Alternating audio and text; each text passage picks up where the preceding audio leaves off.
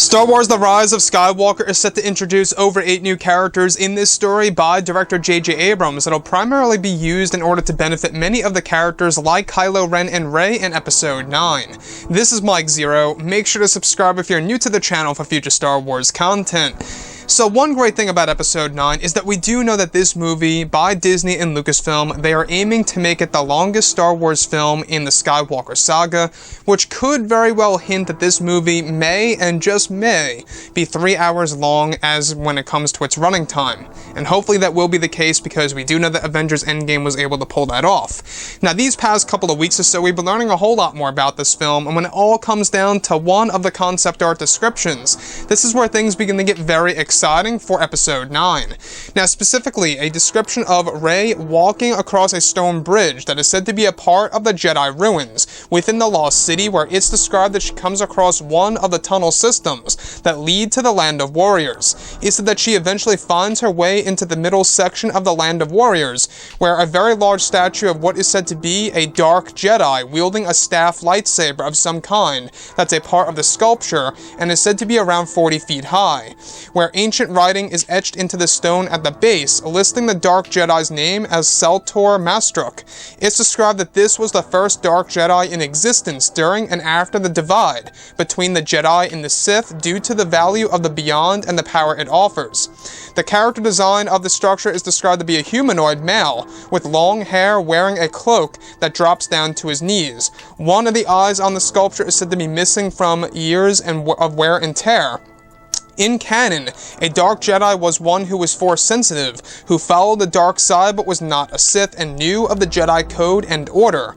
This particular Dark Jedi, however, did not believe in the galactic conquest, however pursued personal wealth and importance. He preyed upon the weak and vulnerable during his life. So I want to go over a couple of parts about this. In case you guys are just tuning in right now, the Land of Warriors in Episode 9 is said to be a place full of ancient Jedi statues and ruins. It is basically a graveyard for the ancient Jedi, and of course when we look at the Sith, there's also another side of the Lost City within there that's the same exact thing. So this Dark Jedi in particular that Rey comes across is said to be called a person named Seltor Mastruk, spelt S-E-L-T-O-R-M-A-S-T-R-U-K. Very interesting and unique name. I don't believe that was even ever mentioned in Star Wars Legends or canon material, so it seems like JJ really is trying to create something of his own that can quite possibly be introduced and be explained in greater depth in the form of books, novels, comics in the future at some point in time.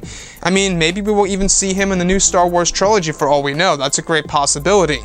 Now, that's the great thing about Episode 9, is that we do know that a lot of Jedi and Sith lore is going to be used in this film as a way to benefit the characters of Rey and Kylo Ren.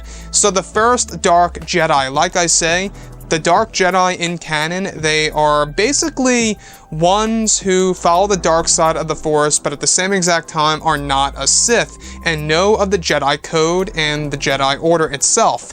However, it seems like J.J. Abrams is crafting this character to be something very unique, and somewhat modeled after the Legends version of what a Dark Jedi really is. So this particular Dark Jedi, alright, is one that did not believe in galactic conquest, like of course Kylo Ren and Snoke, etc. However, pursued personal wealth and importance. He preyed upon the weak and vulnerable during his life. So the Dark Jedi, alright, we've never seen a character like this before in Star Wars The Rise of Skywalker or any Star Wars film out there that is going to be lightly explored within the Lost City. And what I like about that is that we do get a sense of where this is all going. This is a way for Rey to understand exactly how to build a new order, and she's really trying to really understand all the elements of the past, right? Everything to do with the ancient Jedi and Sith and everything that falls in between all of that. Now the Dark Jedi, you can say it's almost like a gray Jedi, which a lot of people are calling them.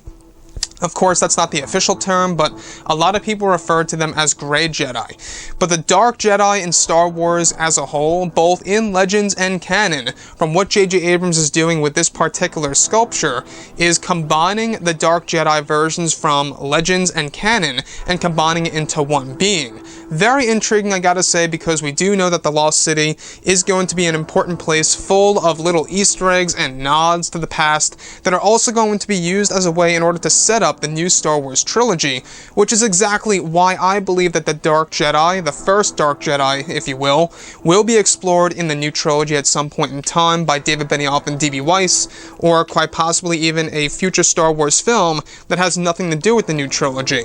So what I like about this as well is that this is said to be a very dark and gritty scene where Rey discovers one of the tall statues in the very middle of the Land of Warriors. Again, this place is like a graveyard.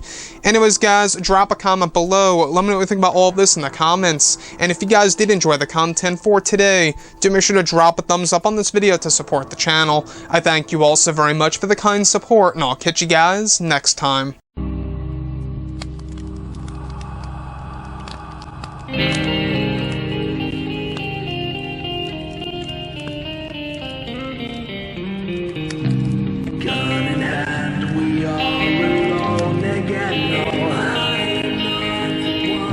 From night to moon, we hear them moans again.